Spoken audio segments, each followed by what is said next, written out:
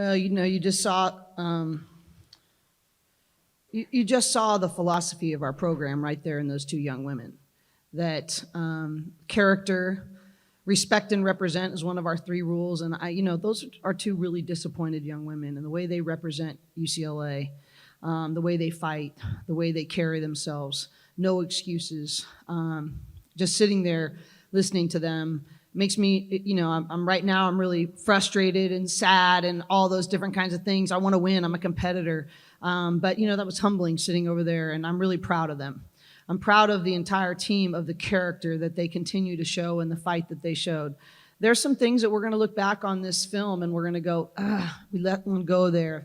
We didn't execute our game plan there. We didn't have good enough vision there. We didn't get tight enough in these situations. You mentioned about the huddles. I do think there were some times where when Riz went out, she really runs those, and we needed somebody to really be able to get us tighter and focused and on to the next thing. It was a very hard game. It was a very chaotic game, so it was a hard game to lead through. So there'll be some of those, but I really am proud of their fight. And there was never, oh no, Riz is out, we're done. There was just a regroup, reset, and let's find different ways. And they came and they took the lead. And I think that there's some things at the end of the game. One of the things with a really experienced team is that they know exactly who they are and what they're trying to get. We knew that they were going to go, to Sam Thomas and to Pellington. And Pellington got to the cup, and Sam Thomas got threes and got to her left hand. We knew, everyone knew it, and they still were able to get to that point. Credit to them. Credit to them for their discipline and for being able to play to exactly their strengths. And we need to learn of how we take those things away. Literally, I think Pellington, after we took the lead, she might have gotten to the cup or gotten fouled. We sent them to the free throw line, and Pellington got to her sweet spots, I would say, the next 5 possessions after we took the lead. And I thought those were really pivotal. So, all kinds of learning things. My head's still spinning a little bit about some of the things, but go ahead and ask questions. Coach, you just said it. You don't make excuses, and a loss is a loss. But yeah, what can you say about running with the number 8 team in the nation? Well, it's never our goal, and I know you know that, Mike. It's never. We're not trying to get moral victories here. We're trying to win games and be ready to play in the NCAA tournament. So obviously that's disappointing. At the same time, I think this team continues to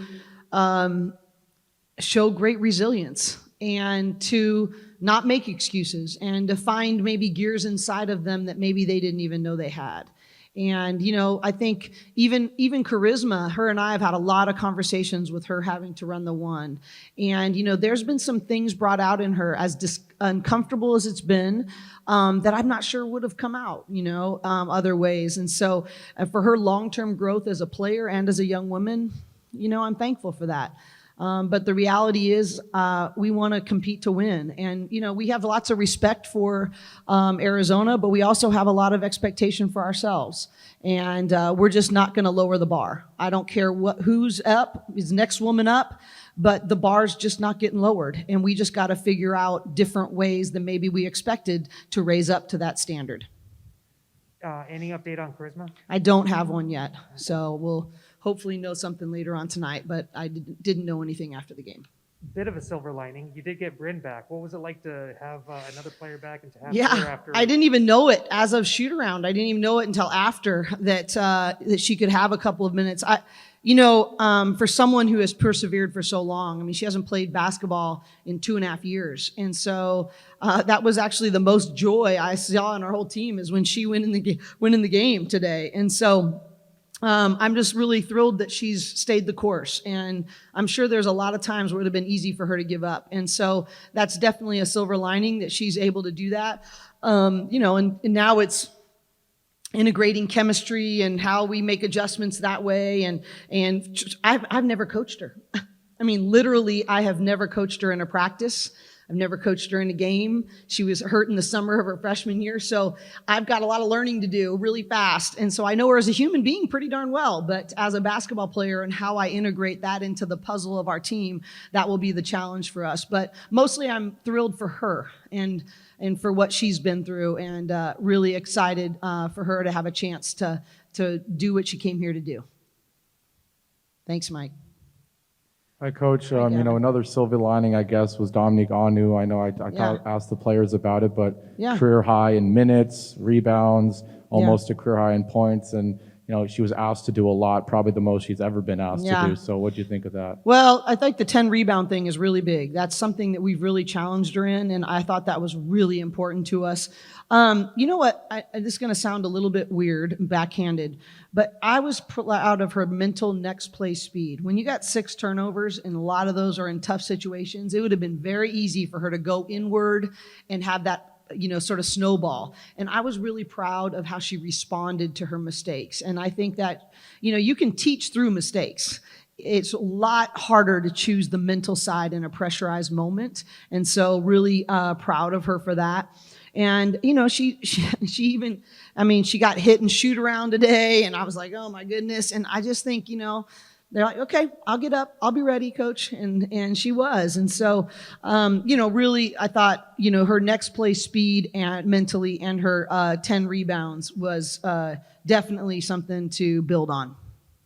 Right, and then looking at Arizona, obviously you've said so much respect for that program. In the previous game, they were outscored 17-7 in the first quarter and still won by 19 against a ranked Colorado team, and they kind of did the same thing tonight. So I just, what allows them to be able to overcome slow starts like that?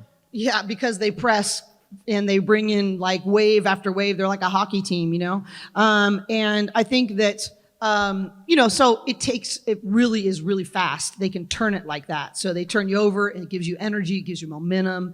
And, I watched it in the second quarter against Colorado, and then in the third, and you just kept building. You could feel it, right? You could feel them, Colorado getting more tentative and Arizona getting more, aggressive. And, I think there's maturity on their team.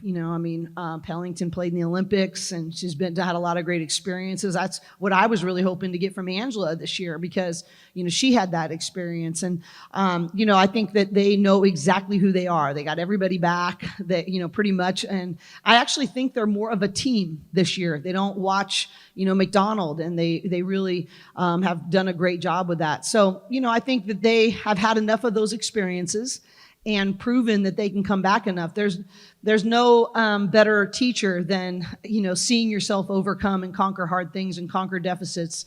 And they have those sort of experiences to draw from mentally and emotionally. So you could tell they weren't rattled, and they're really deep, and that pressure a lot of times takes a little while. We did really well the first quarter. We didn't do so well the second quarter. We got a little bit better throughout, but that's what happens, right? They just sometimes wears you down, and then all of a sudden it's boom, boom, boom. And, and that's to their strength, and it's to our weakness. And so it's something that's the war and the battle that we have to deal with, because we want to be able to control who gets shots and really be able to run, and they put you in situations where you really can't do that. You need to be able to break the press and attack and be effective at that.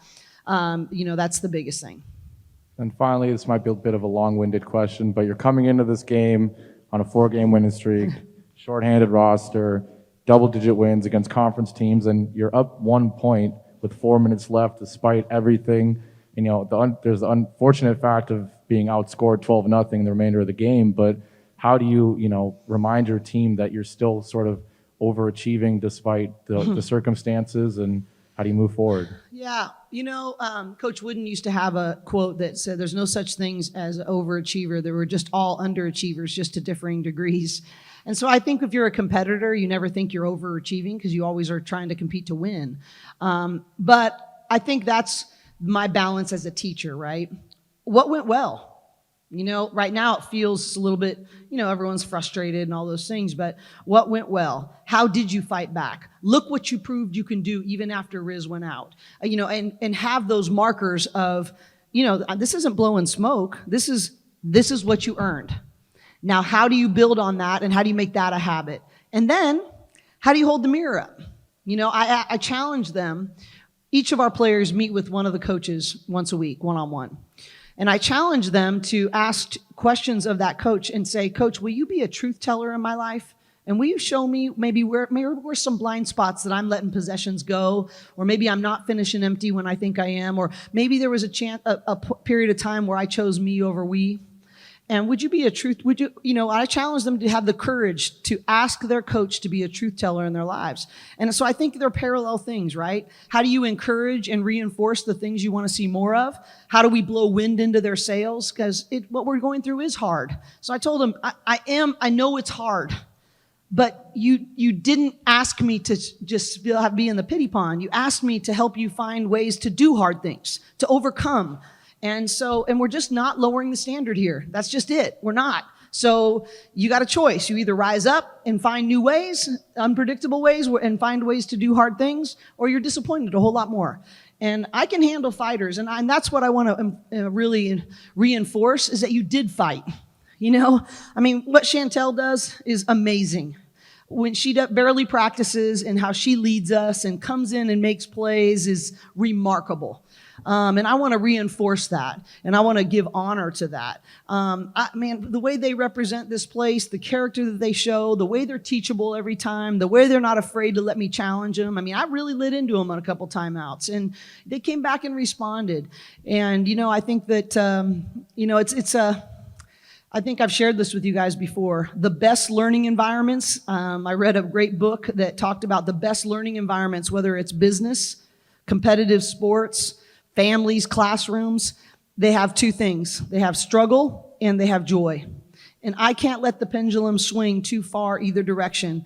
I got to let them struggle, because that's how they learn to get confidence, is that they learn to conquer hard things. Life isn't easy, neither is basketball. And you got to learn to step up and compete even when it's really hard, and even when circumstances aren't what you thought.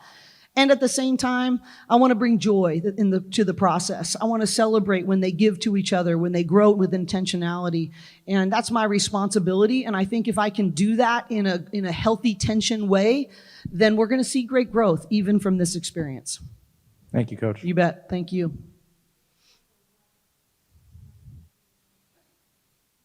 I was just wondering what you guys want to take from today and adjust before going into Oregon. I think that, there's always a way, and it wasn't the way we thought, but we still, like you said, with 4 minutes to go, went up 1. And so there is always a way. So now it's time to look at Oregon first and say, okay, well, what's the way for this game? And how do we walk in that path? And how do we execute that for 40 minutes? Do you have one here? Yeah.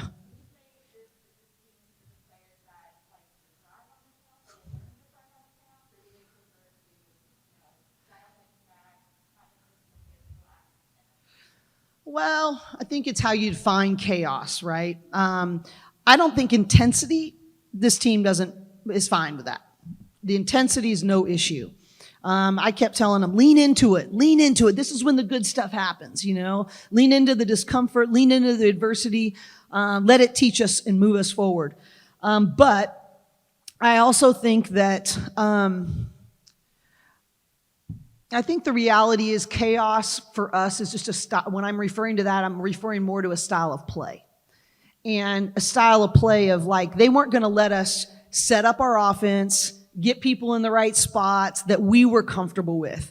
They were going to trap, and they were going to make us, and if we did it well, we got really easy shots on the other end, but it's really difficult. And that's not where some of our young guards are really comfortable.